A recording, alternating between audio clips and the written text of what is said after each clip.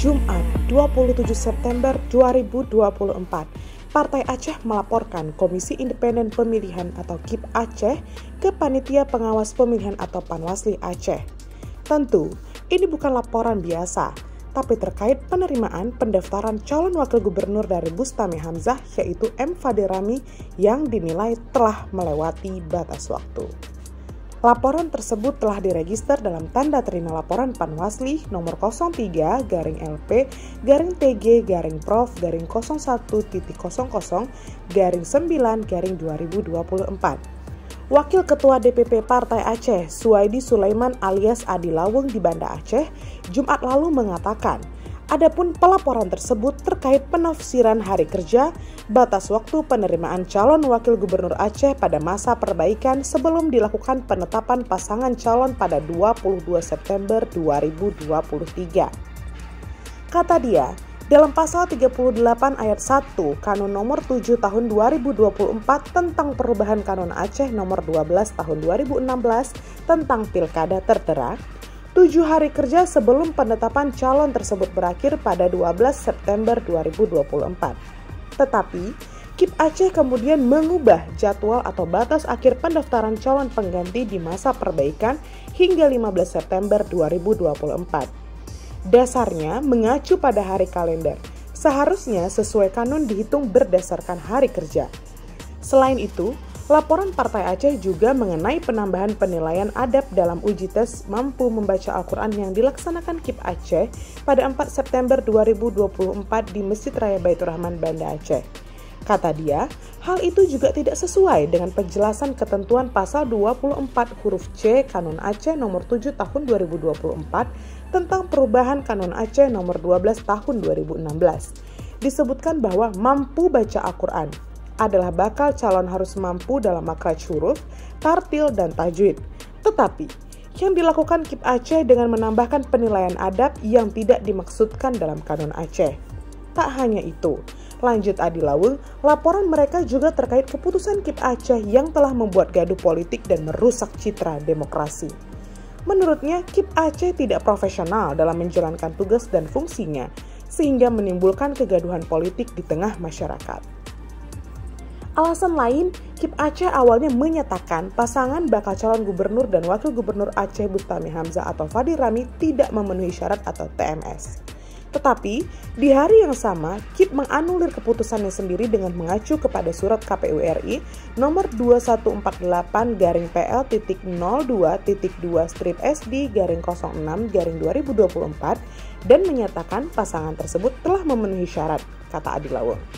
Sementara itu, Ketua Tim Kuasa Hukum Partai Aceh Fajri menerangkan, pelaporan ini bertujuan untuk mendapatkan kapasitas hukum atas penyelenggara Pilkada Aceh sekaligus meluruskan isu yang beredar di masyarakat bahwa KIP Aceh ditunggangi kepentingan Partai Aceh. Isu tersebut sangat merugikan Partai Aceh dan calon yang diusung Partai Aceh yaitu Muzakir Manaf dan Fadullah. Padahal jika dilihat dari tindakan dan kebijakan yang diambil KIP Aceh justru menguntungkan paslon yang lain. Karena itu, kami berharap Panwasli Aceh dapat menindaklanjuti laporan tersebut dan merekomendasikan pemberhentian para komisioner KIP Aceh, serta menegakkan aturan dengan mengacu pada ketentuan yang berlaku yaitu Kanun Aceh tentang Pilkada, tegas Fajri. Dugaan masalah ini memang bukan cerita baru, tapi sudah ada sejak awal proses rekrutmen dan putusan dari Komisi 1 DPR Aceh. Bahkan, persoalan ini sempat singgah di Pengadilan Negeri Banda Aceh karena ada 3 calon komisioner yang gagal kemudian mengajukan gugatan. Hanya saja, gugatan tersebut tak berujung karena penggugat akhirnya mencabut gugatannya.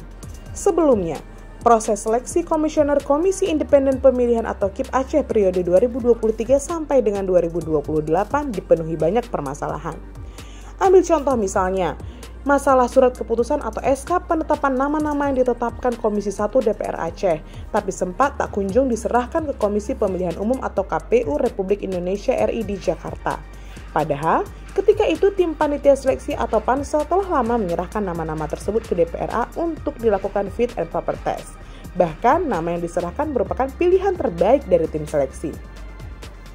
Begitupun tak lama kemudian ada 7 nama yang ditetapkan sebagai komisioner KIP Aceh periode 2023 sampai dengan 2028, yaitu Iskandar Agani, Saiful, Agusni, Muhammad Sayuni, Hendra Dermawan, Ahmad Mirza Safwadi, dan Khairunisa.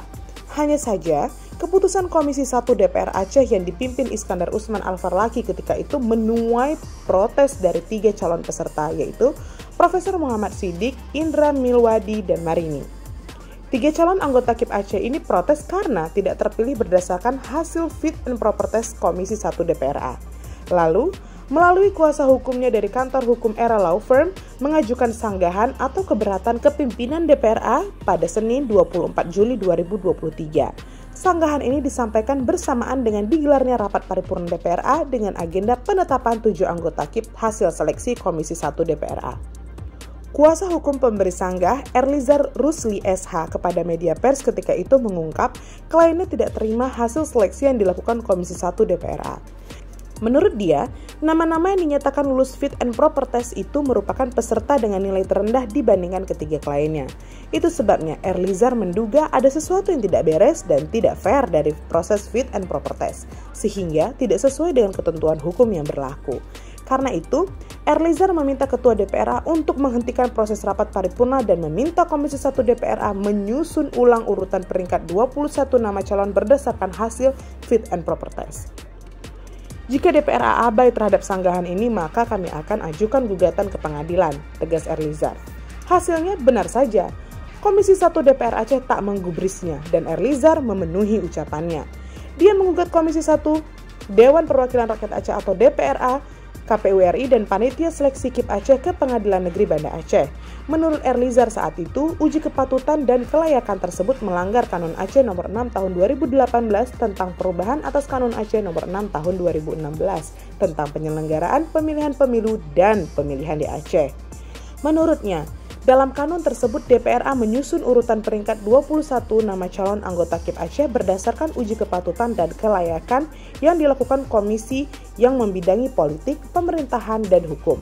Pertanyaannya, mengapa Komisi 1 yang melakukan uji kepatutan dan kelayakan dan menetapkan serta mengumumkan 7 nama anggota KIP Aceh yang lulus dan 7 nama sebagai cadangan, katanya. Seharusnya yang menetapkan nama calon yang lulus dan nama calon cadangan adalah DPRA, termasuk 7 nama calon yang tidak lulus lainnya. Sehingga yang diumumkan ada 21 nama seperti diperintahkan dalam kanun, kata Erlizar. Tapi ibarat pepatah, anjing menggonggong, kafilah tetap berlalu. Kepada media pers ketika itu, Ketua Komisi 1 DPRA Iskandar Usman Al-Farlaki mengaku tidak ada yang dilanggar oleh komisi yang dia pimpin ini. Dalam proses seleksi calon anggota KIP Aceh, katanya proses yang dilakukan berdasarkan Kanun Aceh nomor 6 tahun 2018.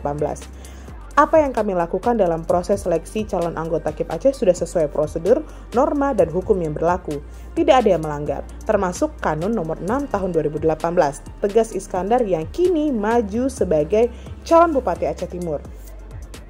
Benar saja, Jumat 4 Agustus 2023 sore, pejabat Gubernur Aceh Ahmad Marzuki melantik Komisioner Komisi Independen Pemilihan atau KIP Aceh di restoran Meligo Gubernur Aceh, Banda Aceh.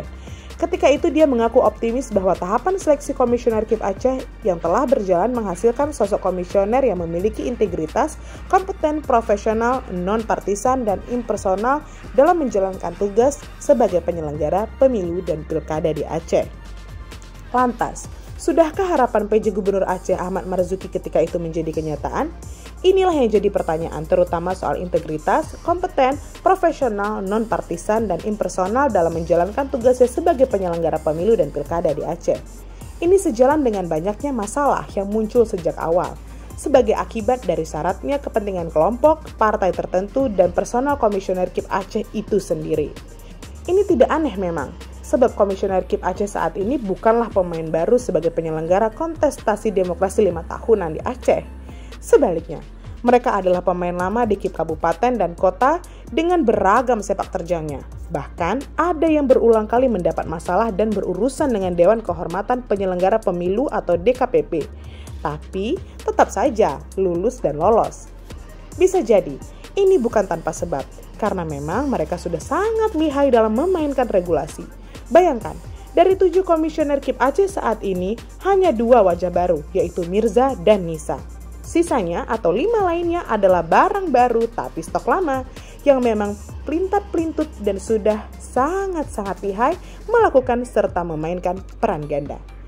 Nah, Akankah laporan DPP Partai Aceh ke Panwasli Aceh mendapat respon dan tanggapan?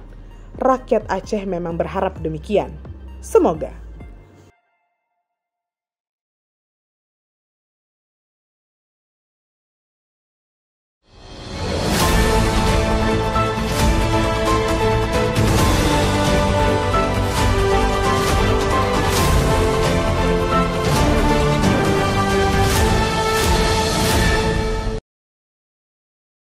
Jangan lupa like, komen, dan subscribe.